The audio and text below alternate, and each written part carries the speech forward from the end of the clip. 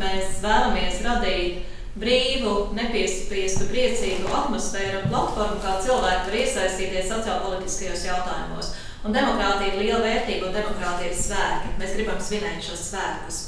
Un festivāls ir liela mēroga kopdarbs, kopprojekts, un tas dod arī festivālam to īpašo pievienoto vērtību, ka tas nav viens atsevišķs organizācijas projekts, bet gan ļoti daudzu cilvēku un organizāciju kopēja darba rezultāts. Patiesībā pajautā, kāpēc tu brauc uz turieni vai uz turieni? Es braucu satikt cilvēkus, braucu parunāties, tā ir cita vide.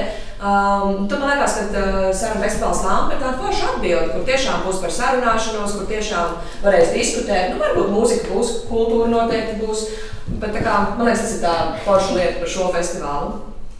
Jā, festivāls ne tikai par sarunāšanos, bet arī par daudzveidību.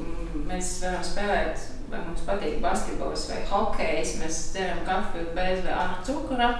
Un mēs tiešām esam dažādi, un tur mēs arī svinēsim to dažādību, un mēs sarunāsimies. Un tas ir vienīgais veids, kā saprast viens otru un panākt kompromisu.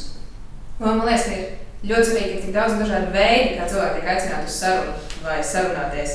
Ir gan kino, ir debatas, ir diskusijas, ir politika cepiens, ir vēl tik daudz visu kā. Teātris, tieši tā. Kaste. Kaste. Jā, ja mēs iztēlojamies Cēsu pils parku, tas viss tiks piepildīts ar skatuvēm, ar teltīm, ar ēšanu, ar bērnu laukumu, ar ķebļiem, ar sedziņām izklātām zālēm. Tā kā festivālā pienākās. Un sarunām.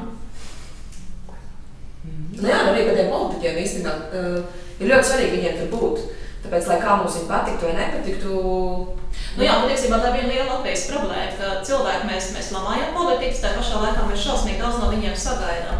Un tad šī tā vieta, kur var nākt un runāt. Mēs nevaram visu laiku kādu kritizēt un paši nezināt, ko darīt. Tad nāc un runā ar politiku, nāc un runā ar pārējiem. Man sāp par to sirds.